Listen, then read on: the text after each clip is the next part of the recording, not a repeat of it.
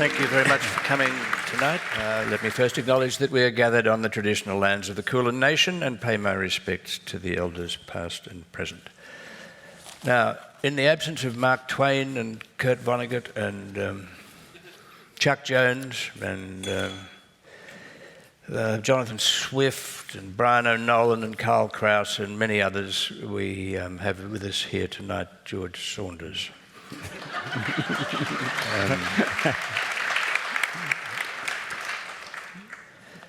Now, to read, I'd read articles by George in, I think, several in dentists, superior dental waiting rooms, old copies of the New Yorker and that sort of thing. But I've had a concentrated 3 days of reading George, and it is to be entertained and confronted and enchanted and disassembled in some cases.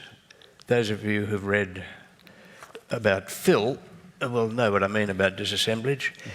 And to be with one of the great satirists of the age. But don't be put off. Not all satirists make you laugh out loud. I never got a laugh out of The Handmaid's Tale once. And 1984, likewise. But George does make you think and laugh out loud at the same time. And most outrageously of all, at any moment when you're least expecting it, he can make your heart stop and your synapses stall with some sort of eerily beautiful observation. Which goes to say we could put the tag of satirist aside and we'd still have a brilliant writer. You might have seen his work in those magazines like Harper's and McSweeney's and The Guardian for a while, and you might have bought his collections of novellas and short stories. That work won him a dozen or more prizes and an election to the Academy of the Humanities, and has made him a star of American literature. And now he has written a novel, Lincoln in the Bardo. And about this novel, mainly, I want to talk to him tonight. No, I want him to talk to us tonight. So would you please welcome him to Northampton. Thank you.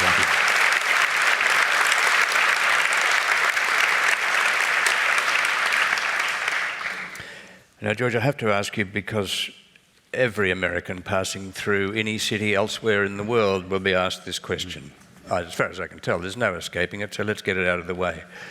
Those of you who've got the question ready, cross it off your lists, because it's not going to be accepted, because I've asked it already. And I will be opening it up to questions later on. The question is, could Andrew Jackson have stopped the Civil War? I'm kind of tired of talking about that one. Or was it sort of a bridge too far, do you think? Yeah. We have to call Frederick Douglass and ask him if Yeah. The same for Napoleon. I imagine he couldn't have done anything about it. But that's enough Trump for now, okay? We won't do anything. Amen. But it does. There's another thing I wanted to ask you about. I didn't mention that George also teaches at Syracuse University, and he studied there, I understand. And this, you can't. I could read out a dozen passages at random from this novel or from any of the stories, and I'd be left asking the question: can an imagination like this be somehow taught or encouraged, cultivated? Can you teach sensibility? In other words, can you teach writing? And do you take 68-year-old students? I suppose. But tell us about teaching writing. Sure. Well, at Syracuse, where I teach, we get about 650 applications a year for 6 spots. Yeah, and the spots are fully funded, and they get about a $20,000 U.S. stipend. So at that level, you're not really teaching writing. They're already wonderful. Mm-hmm. So I think what we do is you take these people who are already incredibly talented, and you try to urge them up into that zone where they're doing the thing that only they could do. And that tends to be, I think for me, it's a lot of close line editing that kind of morphs into psychological work. So, you'll see somebody who's very good at everything, but sort of hasn't found the one thing that she does the best. And so you have 3 years to kind of watch and see why that is, and poke and prod a little bit in the line editing. So it's not really teaching writing. It's taking people who are already great and trying to make them freak out a little bit, trying to push them into the area where they go, what did I just do? Right. Yeah. So. Well, can I just, there's a thing, there are sort of vaults of imagination in this book which are really out of this world. Sorry, a cliche like that, line edit, straight. But you're dealing in ghosts, so you're going to have to put up with it. And I wonder, when you get out there, it happened to me when I was about 11, I think, for about 10 minutes, and then it's never happened again. You get into a sort of world that is sort of entirely organic, it seems, yep. And it grows of itself mushroom-like. Right. That's what it feels like rereading your words. I think, I always, people say, oh, you have such a weird imagination. And you say, oh, thank you, but I think actually imagination, I don't feel like that's a thing for me, but I think the discipline of revising really closely for a long time, then what happens is there's a logical world that you've made that is actually very confining. It's not free at all. It's quite confining. So once you've made that confinement, you might find that at a given point in the narrative, you have 3 choices, tightly, conscribed choices. One of those is going to seem daring, but you wouldn't get there without the tight discipline beforehand. So for me, that whole thing is enacted by really obsessive revision, going over it again and again and again until you kind of rule out the easy choices and you make a logical system where the reader looks over at you and says, yeah, I guess I'm with you. I've agreed to everything so far. Okay. And then when a really crazy thing happens, the effect I really love is when you make an absolutely crazy thing happen and the reader has no choice but to go along with it. And I think that happens almost through sort of an algebraic logic along the way. It's so that the crazy moment of imagination is actually tightly scripted in a certain way. I think by the time you get there, it doesn't seem crazy. For example, in this book, there was early on there was I stumbled into this convention that when a ghost co-occupies the space with you, the ghost can read your mind. And it was actually just kind of an error I made. I just thought, oh, that's weird. The kid just walked through his father, and then the son actually mimicked or sort of ventriloquized his father. So then, okay, you've made that convention. So then imagination, so-called, is really just remembering that you established that convention. And then 80 pages later, when you have 2 men co-occupying the same space, you have to honor the fact that you've done that. So it looks crazy, but actually you're sticking to your own set of rules in a certain way. Well, see, Buster Keaton would probably agree with exactly that sort of... those, that's right. Those seeming casual pratfalls have actually been carefully rehearsed. And yes. At some physical cost, often, apparently. Yeah. But on the other hand, it's very hard to believe that the brief and frightening reign of Phil... you read that... here's a man whose brain is attached to a rack that it falls off very frequently. And it is incredible after about 20 pages that you accept that entirely. It's a freak of nature, that work. Yeah. The inner Hornerites and the outer Hornerites. Has anybody read it here? The brief? Yes, you must. And it is impossible, I tried it 3 times, to read the section where he can't find his brain when it falls off and his speech starts to go awry.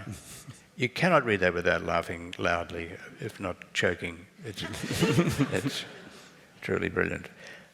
Lincoln occupies an extraordinary place in America, yes. Does he not?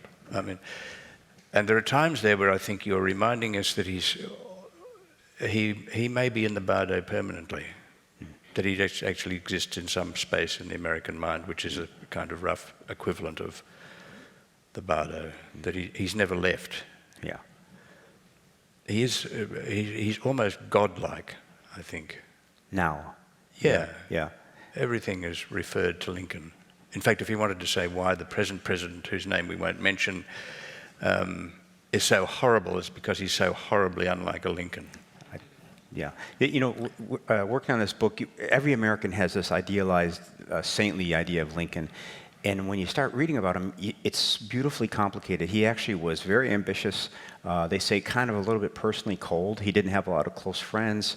There are moments when he was just like any human being, full of self-doubt and everything.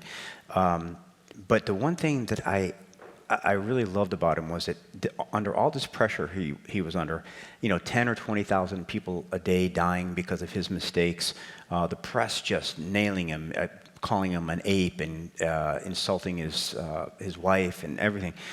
Through that whole period, I think you can argue that he became more spacious as a human being. He became more curious about other people's experience. He became more tender-hearted, actually, even for his enemies. And I think that's why he comes up so much now, because you see a regime that is marked by decreasing tenderness, excluding groups of people, distorting the language in order to marginalize people and frighten people. And that doesn't sit well with a lot of us, because we have that high example of Lincoln. And even if you sort of take off the saintliness of Lincoln, I think he made more progress as a human being in the last 5 years than almost anyone I've read about. He went from being kind of a casual, provincial racist of his time to having a view of equality that we still haven't caught up with, actually, So you love him for that reason, because under duress, he became more loving. And now, in the present climate, under duress, the love is going out of the room so rapidly. So I think he's... Yes. Yeah. And he, in the book, we see, well, this is one of the things about the book, that there are real sources and sources which are not real, that you've imagined or you've put in there. And you're not going to tell us which are real and which are not. I will, but it costs. I'll speak to you later. But there are times, and I don't know whether they're real or imagined sources, but where Lincoln's character is actually projected onto Willie, the son. I'd love to know whether they're real or imagined, because if they're real, I mean, it's as if something's actually quite serious is happening there. That they're saying, well, that Willie is like his father in that. No, that one is real. I mean, that was one of the things people said is of the Lincoln children, Willie was the most like Willie, or right. Willie was the most like Abe, the most articulate, charming, intelligent. And they actually kind of, well, they didn't really like Robert that much, the older son, and Tad was sort of a little bit of a slow, and so Willie was kind of the one in which they had invested most of their hopes. That's true, yeah. But the interesting thing about it is that there's this fabulous man who is godlike in his humanity. That's the strange thing about it. But who, in a modern context, and it comes out in the book, is a sort of neglectful father. A man who's working too hard at his job, that his ambition for himself is greater than his care for his children, and Willie is this sort of touchstone of his failure. Yeah. Well, he took the kind of the fatherly stance that says, just leave him alone. One of the quotes is, and this is an actual quote, it said that Lincoln paid no mind to his children. If they had shit in his hat, he would have laughed and thought it wonderful, Yeah. So I like that. I think that's good, Well, it was a hat that invited that sort of action, actually, wasn't it, really? But he... But there's also something about him, I know this is off the track a bit, but if you stand and read that second inaugural speech on the walls of the memorial, that is such a sort of such an intellectual agony that it expresses. I mean, I think it's the greatest piece of writing I've ever read. I think it's better than Gettysburg. And he's trying to deal with God, in whom he only has a faint belief, I suspect, or a half belief, or he doesn't know quite what it is. That's right. He's trying to posit God by watching the things that are happening and saying, since I can't imagine God, I have to see what he's doing. And it looks like God wants us to keep killing each other until we reverse the stain of slavery. But this is the other thing, his writing was so beautiful. And he was a person who reasoned by revision, or by writing anyway, we don't know. But there's a famous scrap of paper that he never published, but it's basically a syllogistic proof that slavery is wrong and therefore racial equality is necessary. And he just, almost like a mathematical proof, he jotted it down one day and put it aside, and that was a pivot in his thinking. But he actually did it by proving it by writing it, which is, Yeah. And there's that strange thing that if he'd actually won that earlier election that he was beaten in by that other Douglas person, he would never have been president. Right. And what would the United States be like without Lincoln?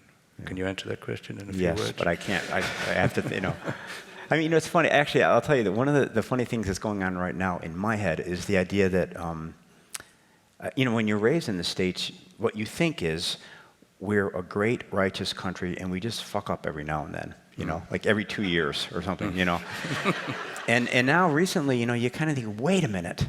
Maybe there's something funny about us, that, I mean, the chickens are coming home to roost a little bit. And it's actually very unsettling, to think that the latent violence that we've always had, the latent banality, a sort of aggressive banality that's underneath the surface is now kind of blossoming. And it's a creepy feeling, actually, to look at a lot of things that you thought were fundamentally good, but every so often went into the ditch. And then like, wait a minute, maybe we were in the ditch all along and we just occasionally came up onto the road, Yeah. I hope that's not true, but it's a, Well, I've been trying to keep away from the subject of Trump, but we'll get this last bit over with, because you traveled with the Trump contingent during the election. I don't know what else to ask you except what was it like? Well, it was actually it was very wonderful because I was not with the campaign, but with the crowds. So I just go into the crowd and blend. And really, those are kind of my people. I'm from the South Side of Chicago, and on both sides of my family, I think about 80% of the people voted for Trump. And before this, in my short stories, they're all about working class white people and the way that capitalism is constantly, shitting on them basically, and kind of anti-corporate stance. So to be there was, I thought I would go in, the plan was go in, cherry pick 3 or 4 terribly racist things, come back and type it up and get the money, And then, but when you go out, this is the great thing about nonfiction is you go out with a stupid idea and then hopefully the world overturns the stupid idea. So I was out there about a day and everyone was courteous to me. And I would always say, hi, I'm liberal.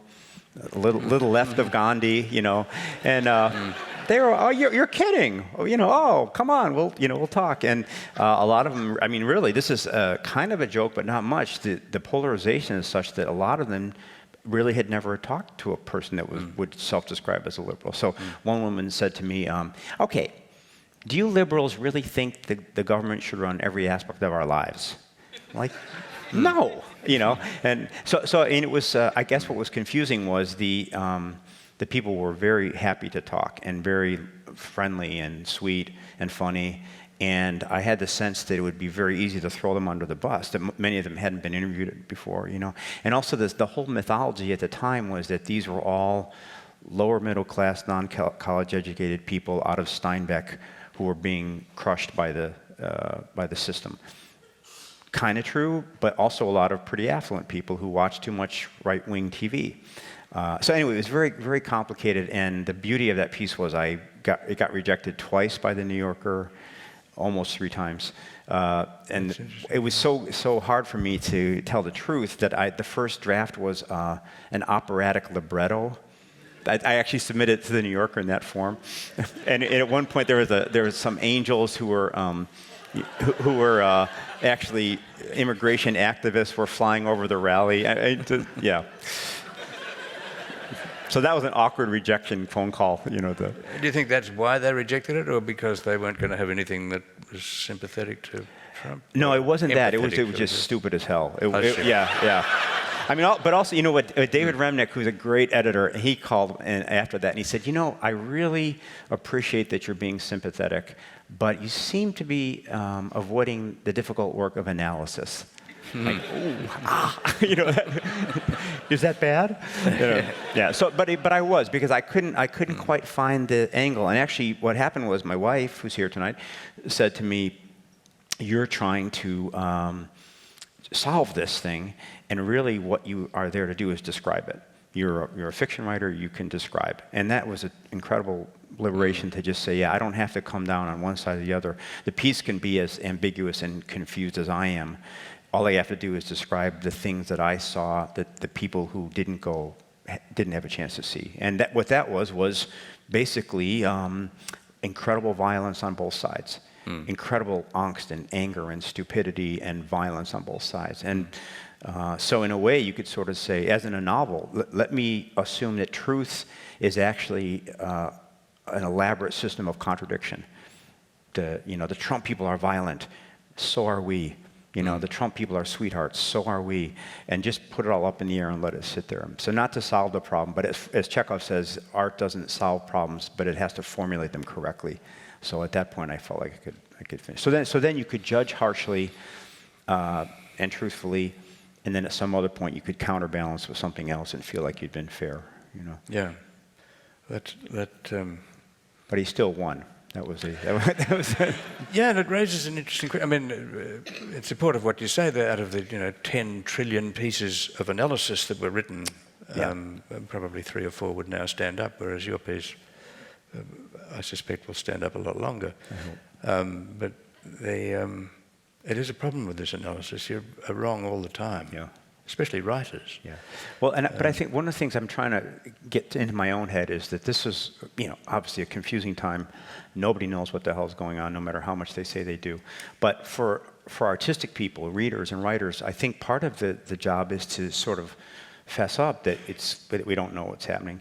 And I feel like, to the extent that I feel outraged about it, that's on me. If your dog bites you in the groin, you didn't know your dog. It's not, the dog is actually blameless, I mean, Yeah. So I think that part of it, I think there was a period of complete liberal. But if he bites you twice in the groin, that's right. The same place. That's on him, yeah. And 3, I don't even, then you're just. But I think there was a bit of a reaction of panic and sort of like, oh, it's outrageous. And then I feel like now I'm trying to get back to work and say, all right, you didn't know your country, but you could. Now go back out and talk to people and try to understand it in a way that doesn't, it really isn't an aberration from logic. It's just that, I was not connected enough to see it, or, as many people weren't. But that's the job, I think, of a fiction writer or of an artist is to just always be willing to have his habitual thoughts overturned and go back in and, try again. Can I ask you it's a sort of dumb question, but you mentioned Chekhov, and I hadn't mentioned Chekhov myself in my list of writers that you remind me of from time to time. In fact, the Bardo, it didn't remind me of a dozen writers, but also it strikes me as being like a sort of early Renaissance painting with thought bubbles and speech bubbles. It's like there's something medieval about it, and it's not just the ghosts. It's that the world is incredibly complex, and we're trying to make sense of it in a very simplistic way, if you know what I mean. Yeah. Because we all come out like simpletons when we're trying to make sense of anything. Yeah. Anyway, that's by the by. But I did want to ask you: do you believe in ghosts? Yeah. Good answer. I'd like to. I'd like to. Do you? I'm with the Irishman who, when the anthropologist asked him, he said, "Of course not, but they're there." Yeah. Yeah. And I think there's an essential difference. I read a great quote. Philip K. Dick said, "Reality is that which, when you cease believing in it, doesn't go away." Yeah, that's right. Yeah. Can't argue with that. So you sort of believe in them. Yeah, I actually do. I think I don't have the ability to see them, but I do believe in them. Yeah. I believe in them as a literary device for sure. I figured that. Yeah. They're fantastic ghosts. You get to love them in this. Yeah. Well, what I like about ghosts, and I've used them for a long time, is just that we're sitting here and kind of the realism says there's 300 nice people in a room, and but we know that these people will die. some of them, or I guess all of them, and then, but also that there were other people here 100 years ago, and that's actually quite true. It's quite true that this room is infused with all that energy or that memory. So I think in order to be a true realist, you sometimes have to break that fourth wall a little bit, and just to, because somehow the true stakes of life and the drama and the craziness of our situation on Earth is, from my point of view, not really representable by realism, at least as I practice it. So in order to sort of shake things up, like a dead person is very useful, to get. Yeah. And I love the way they leave at the end, the Earth. They sort of explode and disappear and fight furiously to stay. And it did worry me that Volman, if you're not aware of this, Volman is sort of perpetually tumescent. And he goes... The eternal dream. Yeah, he goes off in that state, presumably. Yeah. It's incredible. Yeah. You cannot get that out of your mind. Well, one of the things that I had read some Tibetan texts, and one of the ideas is that when you die, or when we were alive, the mind is quite crazy, but it's dampened by being in the physical body. And some of these texts say that when you die, it's like a horse being let off a tether, and whatever habits you develop in this life, they get supersized, which is a scary notion. So this guy, Volman, had, just before, he had been married to a much younger woman, and they had not consummated the marriage because she found him kind of repulsive. And so he was a nice guy and put it off. And then on, say, Wednesday, she said, I think it's probably time for us. In other words, like tomorrow night, it's on. And then he died. So, just when he was going. Yeah. Yeah. Well, bear that in mind as you go about your lives. Yeah. Well, there was a bit. I want you to read something, George, because it takes reading. And I was going to have you reading Phil when his brain falls off, but just read from Willie Was Wasting Away there. Okay, how much? 20 pages? We'll know from looking at their faces. All right, just someone make a farting noise when it's time to quit. So the way the book is set up, it's a lot of white space. That's how I wrote my first novel. But basically, there's a quote and then there's an attribution afterwards. So I guess I'll do the attributions afterwards.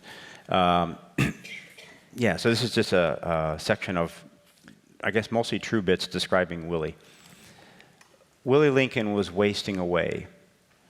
Epstein, Ibid. The days dragged wearily by, and he grew weaker and more shadow-like. Keckley, Ibid. Lincoln's secretary, William Stoddard, recalled the question on everyone's lips. Is there no hope?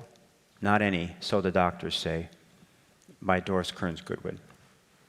At about 5 o'clock this afternoon, I was lying half asleep on the sofa in my office when Lincoln's entrance aroused me. Well, Nikolai, said he, choking with emotion, my boy is gone. He's actually gone.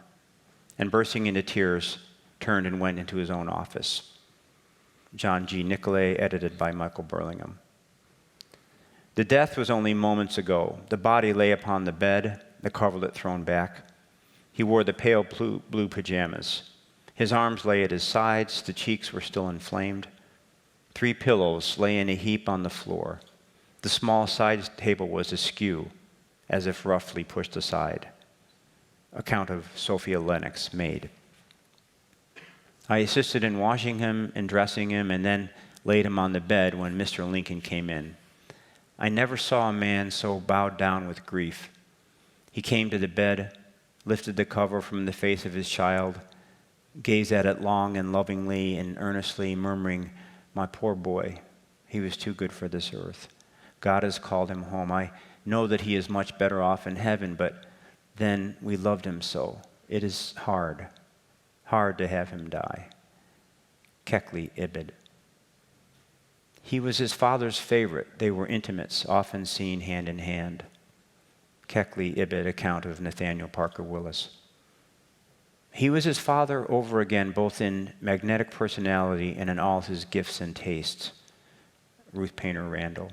He was the child in whom Lincoln had invested his fondest hopes, a small mirror of himself, as it were, to whom he could speak frankly, openly, and confidingly. Tyron-Filion. Will was the true picture of Mr. Lincoln in every way, even to carrying his head slightly inclined toward his left shoulder. Burlingham Ibid. One feels such love for the little ones, such anticipation that all that is lovely in life will be known by them, such fondness for that set of attributes manifested uniquely in each, mannerisms of bravado, of vulnerability, habits of speech and mispronouncement and so forth, the smell of the hair and head, the feel of the tiny hand in yours, and then the little one is gone, taken. One is thunderstruck that such a brutal violation has occurred in what had previously seemed a benevolent world. From nothingness there arose great love. Now its source nullified, that love, searching and sick, converts to the most abysmal suffering imaginable. Mrs. Rose Malland. That is funny. That is funny. Yeah.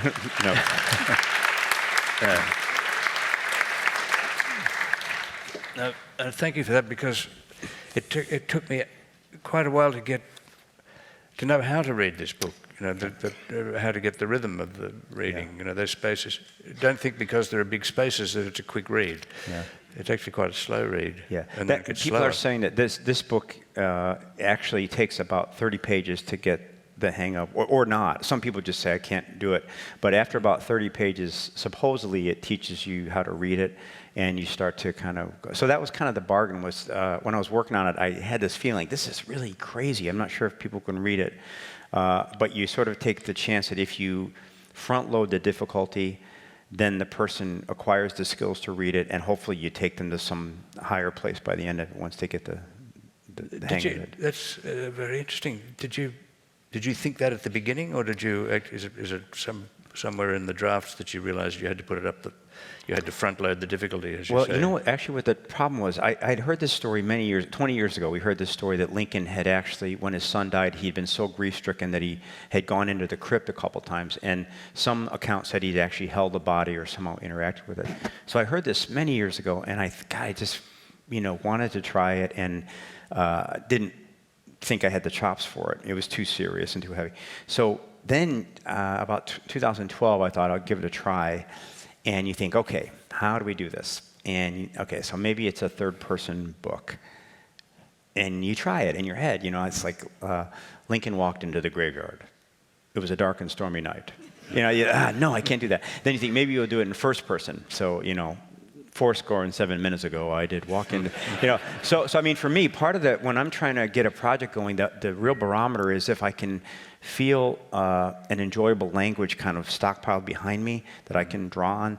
So for all those years, I couldn't figure it out. But when I started thinking about monologues, then all of a sudden it came alive a little bit. So then you start putting the monologues in order, and it's really an open question of whether a reader could process it or not. And so I spent a whole lot of time on the first 30 pages to make sure that I wasn't being strange for the sake of being strange, wasn't being difficult for the sake of being difficult, but was really trying to super compress it. And at some point I thought, well, I would get it if I read it. And so then you just hope that there'll be enough people out there that take the chance with you, Yeah. Well, they did. They are. There's another thing about it which is strange. I mean, original as it undoubtedly is and unique, it has one thing in common with American literature that Australian literature tends to not have, and Australian life and worldview, and that is a sort of religious dimension. It's like most American literature in having that dimension.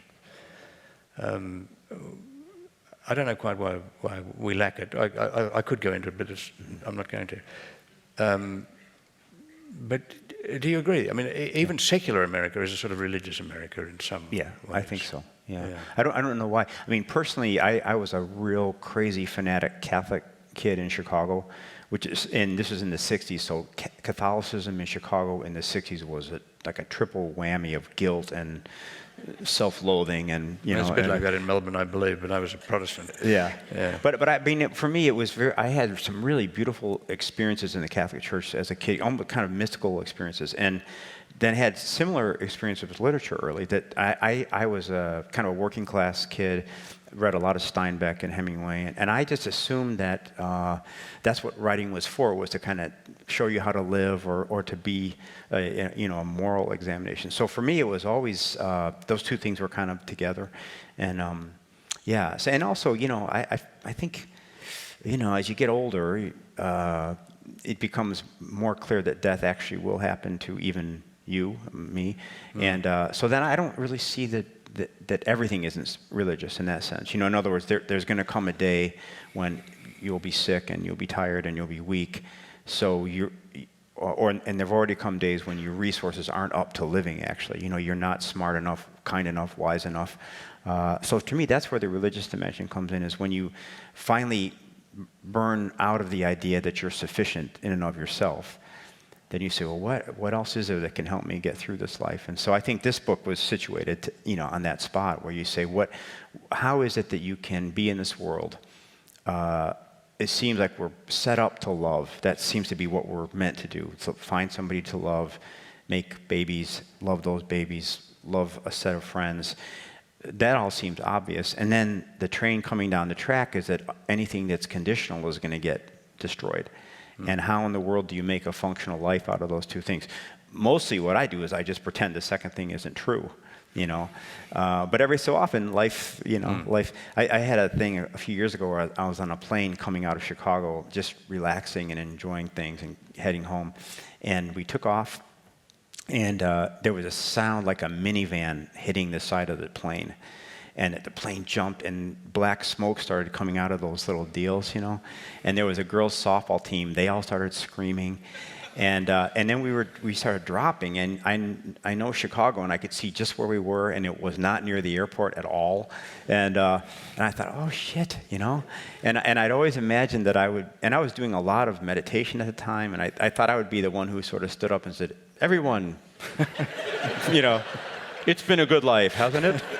Let us now sing Kumbaya, and I just was saying, it is possible to piss oneself. I really, so that was really something, and I thought, that in a sense, every minute that you're not worrying or anticipating death is kind of a stupid moment. I was sitting there was a seat in front of me. I'm like, oh God, I have to get out of this body now, and that seat is going to do it.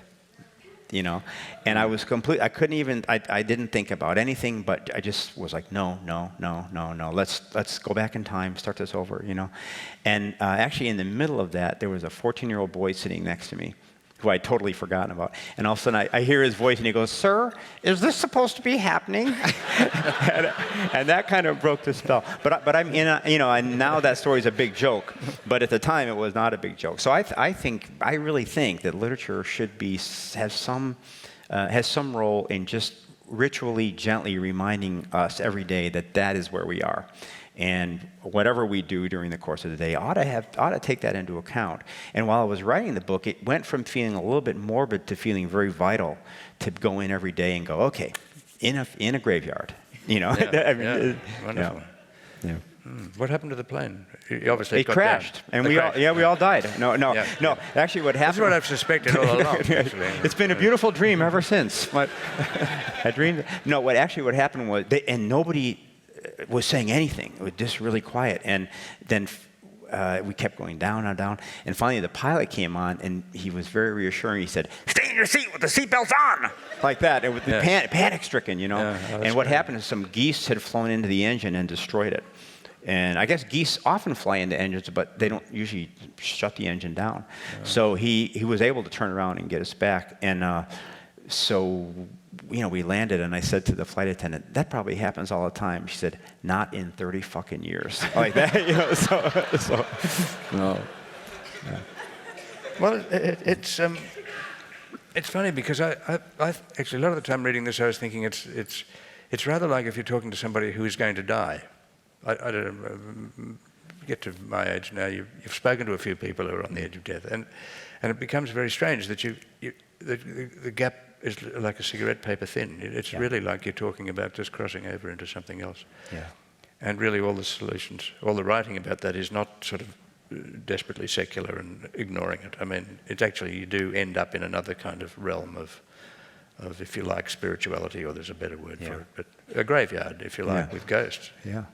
But it did feel as strange as that, like a conversation with someone who's just about to. But one of the things about this book that it started out being about death, but then what I loved about it was the sort of, this might be sort of too technical, but the way that structurally with the monologues you got to constantly be contradicting. So there's a section in here where we're talking about the moon on a certain night, and just got to have 9 different contradictory descriptions of the moon. In the actual historical record, there are at least seven different descriptions of the color of Lincoln's eyes. And that seemed really beautiful to me, that if you really look back at history and try to say, well, what happened? You don't actually know, And scientists are finding out now that if when you think about your first kiss or whatever, every time you take that memory out of the rack, you change it a little bit. And you change it per your current system of belief. So there is literally not an objective truth in the past either. And when you start looking at the Civil War or anything that's that far away, there's not a truth. There's only and so that to me is an exciting idea about the novel in this sense.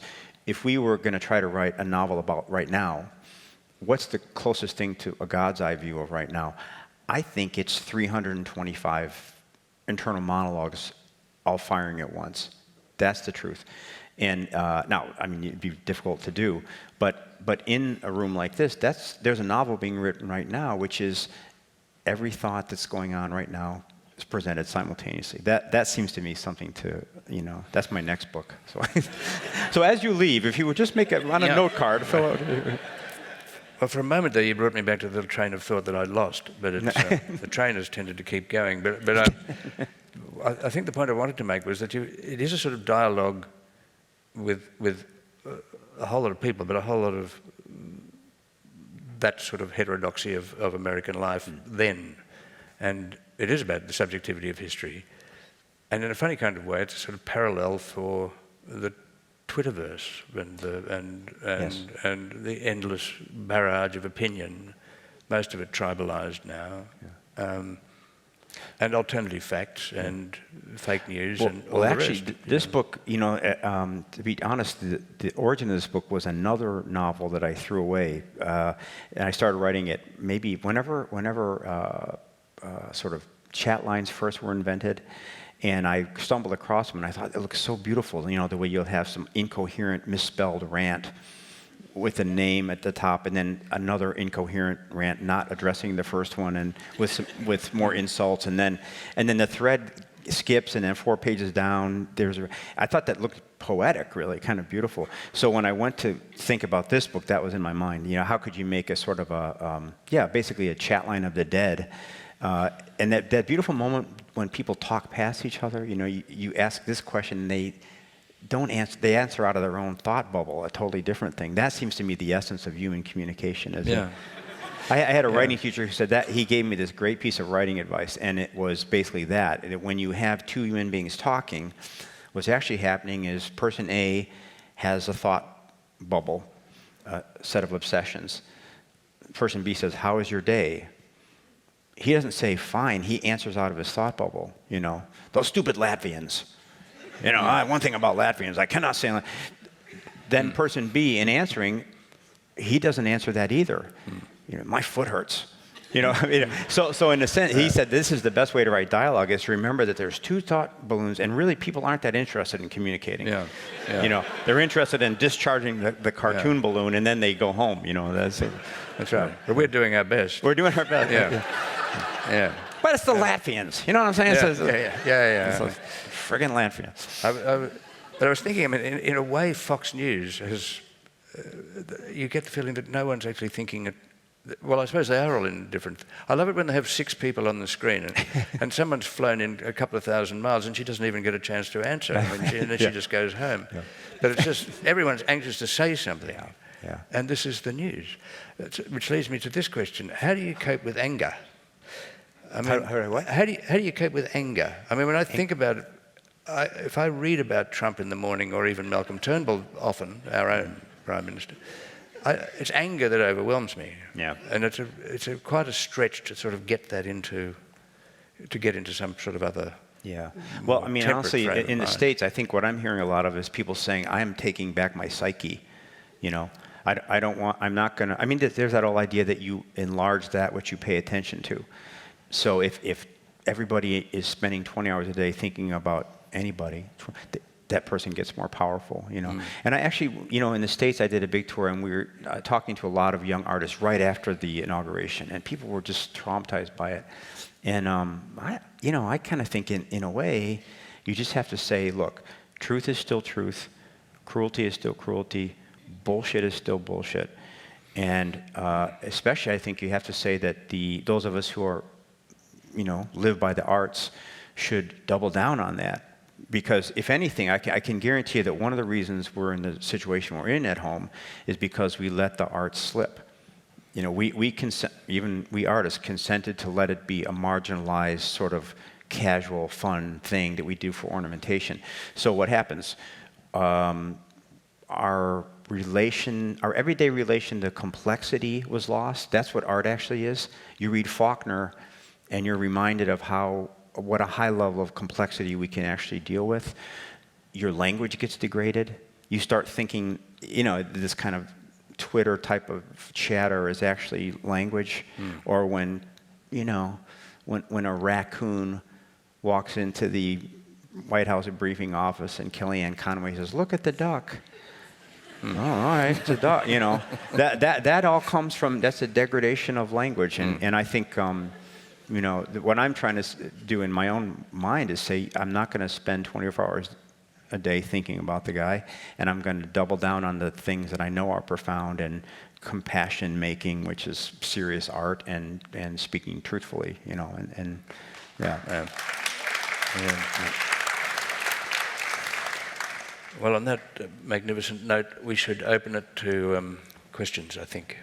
We have 11 minutes and 22 seconds. Wow, that's good. How did you know? Oh, yeah. Hi.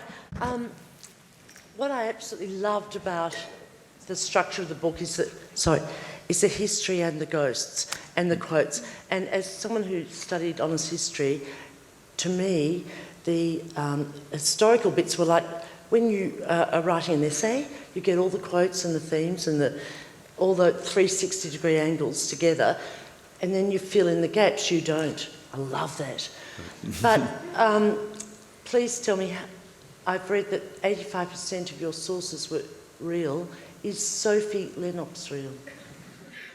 The maid. I don't think she was. She's not. She's not. Yeah.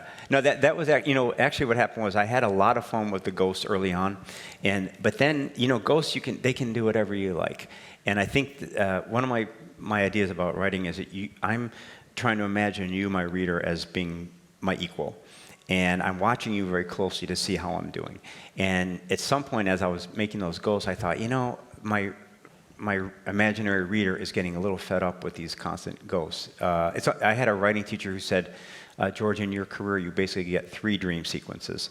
So don't use them up, you know.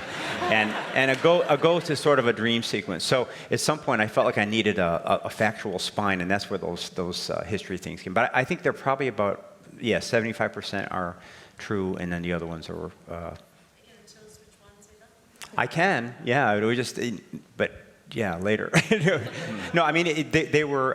You know, what happened was there was a crossroads moment where I thought for a long time that I would write a book that was absolutely faithful to Lincoln and the actual Tibetan Bardo, the geography of the graveyard. But then you get to that magic moment where you're like, okay, I can either be factual or I can be more thrilling.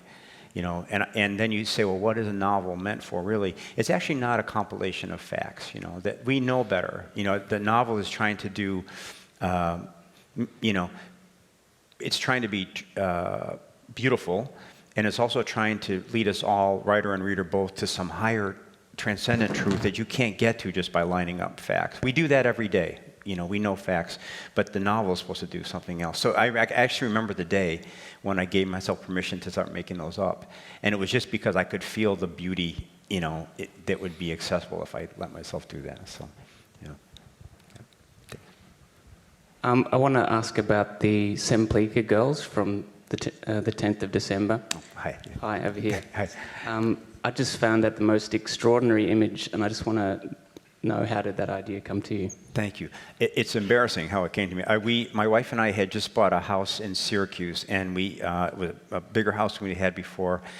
We got our kids into this nice school, and so I had a dream, and in the dream, I got out of bed and walked through a non-existent window that looked out into our backyard. And in the backyard, there were 4 or 5 women who were all wearing white smocks, had long black hair, and they had, this is, welcome to my dream life, they had a wire run through their heads, and they were hanging up like paper dolls kind of in the backyard. And they were just hanging there with this wired head. And the thing that made me want to write about it was, in the dream, the guy who was in the dream was not disgusted. He was like, I am so lucky. So lucky we could finally get to this point. You know, we could afford these. So I understood these women to be a lawn ornament, and I understood them in the dream to be sort of from third world countries. Yeah, so good morning, you know. Yeah. And so that was kind of the seminal image. And I just thought, oh yeah, that would be something to write about, and kind of carried the idea around for a couple of years, and finally just tried it. So I've had 2 or 3 stories that came like that in dreams, and mostly they're stupid, like the penguin orgy, no. But sometimes a dream, it'll come in a quality of self-contradiction that I can't quite get rid of, and those I try to go ahead and write. Is there anything we can take, you know? Is there something we can take that you get these good dreams? Yeah, you don't want it. You really don't want it. I had one dream once where this little an ex-girlfriend showed up in the dream and just said very bluntly, "I just want you to know, I have a baby." And I'm like, "Oh, good." No, she goes, "No, a really smart baby." I said, I'm really, fuck you, I have a baby. I said, all right. So then the baby in question crawls into the room, and the baby's going like, "Many of us do not fully understand the import of Einstein's findings." I'm like, wow, that is a really smart baby. And so then I look down, and she's, the ex-girlfriend is kind of still glaring at me, and I notice that the baby has a zipper up the back of its head. And I realized that the baby actually has a mask on that has a computer chip that's only making the baby look smart. And so I woke up, the dream ended on the moment of, should I tell her? So that became a story. Thank you so much. There's a quote of yours from the end of the essay, The New Mecca, that I think about all the time as advice for writing and advice for living. And if people haven't read it, I'm going to read it. That's an awful thing to do to you. I'm sorry. But don't be afraid to be confused. Try to remain permanently confused. Anything is possible. Stay open forever. So open it hurts. And then open up some more until the day you die. World without end. Amen. How do you do that? How do you do that? Every time I read anything, you're doing that, and I don't understand how you do it as a writer and as a human, especially with some of the topics that you canvass in your work. Well, I don't actually. I mean, that actually, in that piece, it's if I remember that right, there's a bit of a disclaimer right before it that says, "I think self-righteously or grandiosely." But I mean, that's the aspiration. But the only way that I ever do it is by, I mean, it sounds stupid, but by revision, actually. Because as a person, I'm nothing. Like I'm really very negative and very stupid.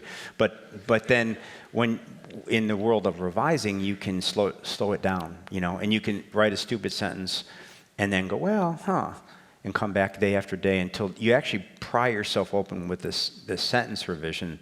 So that's the goal, I think, to just always be, and in rewriting, it's enacted because you write on Wednesday and it's perfect. Then on Thursday, if you at least will entertain the possibility that it's not perfect anymore, then there's hope. You keep, so yeah, but thank you. I mean, I love that passage. I just wish that I, could do it.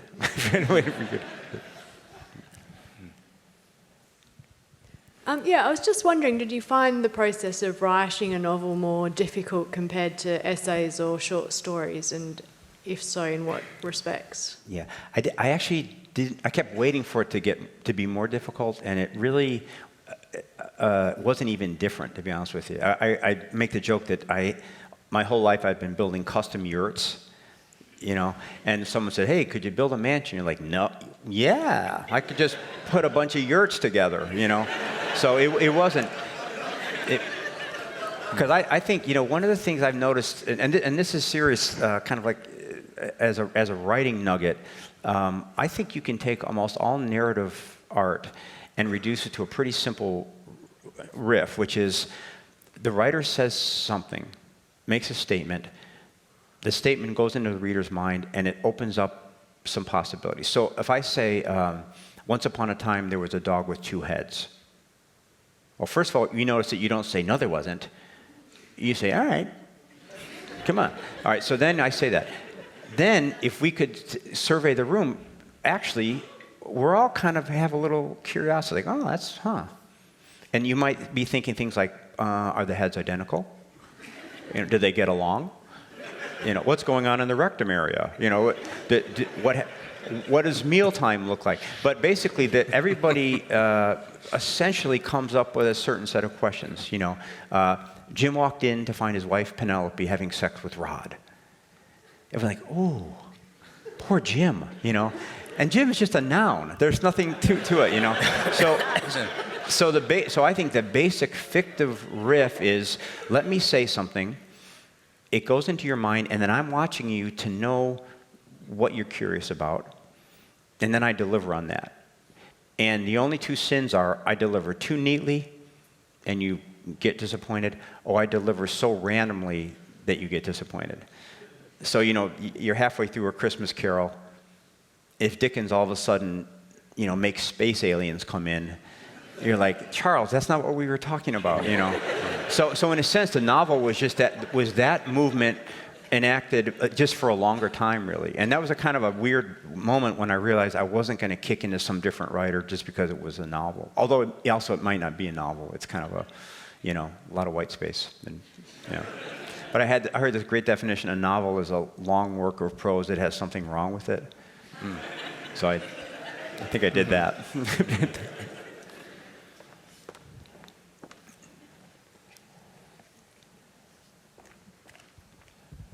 Hey, George. Hi.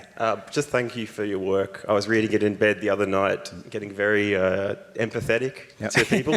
I just wanted to ask, in 10th of December, at the end, the man finds some sort of will to live through circumstances, random circumstances.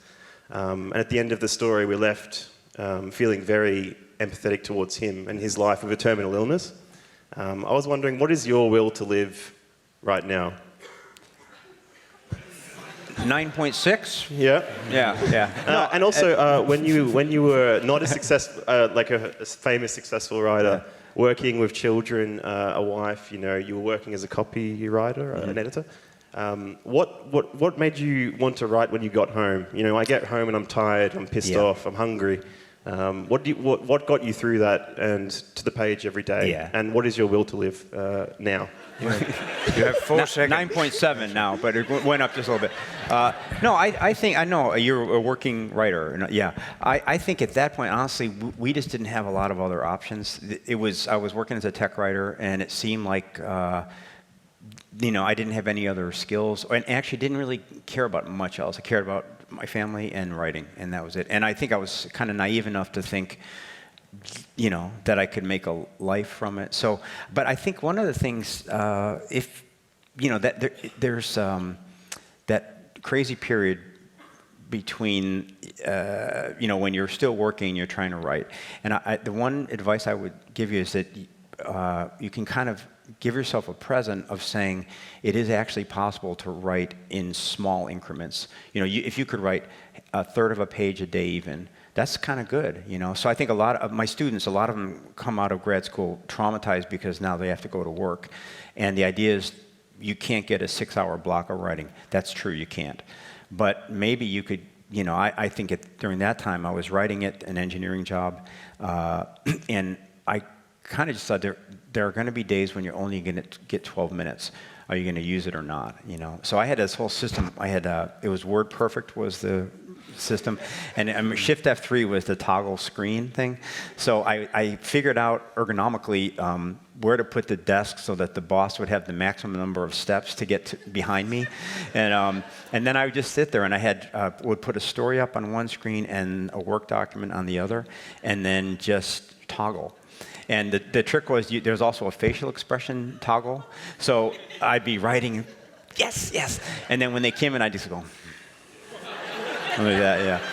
But you can actually get work done in small increments, I think, I'll tell you one other story and this is when I was young, I was a roofer in Chicago, living in my aunt's basement, just circling the drain, or not actually circling, I was just going down it. And I decided that the reason I wasn't writing anything good is because I hadn't lived enough. That was why. So I thought, I'll go to El Salvador and cover the war. So I had no money, I didn't speak Spanish, had done zero journalism, but this was my big plan. So I'm ready to go. I'm not ready to go. I'm going to the public library every day studying Spanish, like, ¿Dónde está la war? And so, but I went to see a friend, this guy I'd known since second grade, love the guy, asked for some advice. He's not home, but his father is home, and his father is he has 9 kids, south side of Chicago, Catholic guy, been a short-haul truck driver his whole life, and I'd never spoken a word to him. So I say, is so-and-so home? He said, no, he's not home. And then he steps out, as if to have an adult conversation with me. He says, so what are you doing these days? I said, well, I want to be a writer, and and in this neighborhood, that was like saying you wanted to be a cosmonaut or something. It was just, I said, I'd like to be a writer. He said, is that your dream? I said, yeah, it is. He said, well, you better do it then. I said, yeah. He said, you know why? No. If you don't, you know who you're going to blame, right? I said, yeah, myself. He goes, bullshit, you'll blame your wife and kids. But that's golden, And I mean, maybe because basically if you're in a situation where you have a family and you have an artistic aspiration, I think you kind of do owe it to them to get it out of your system. Even if it doesn't succeed, you're a better person if you tried and failed than if you didn't. And I think that's what he was trying to tell me. So, yeah, thank you. Yeah, good luck.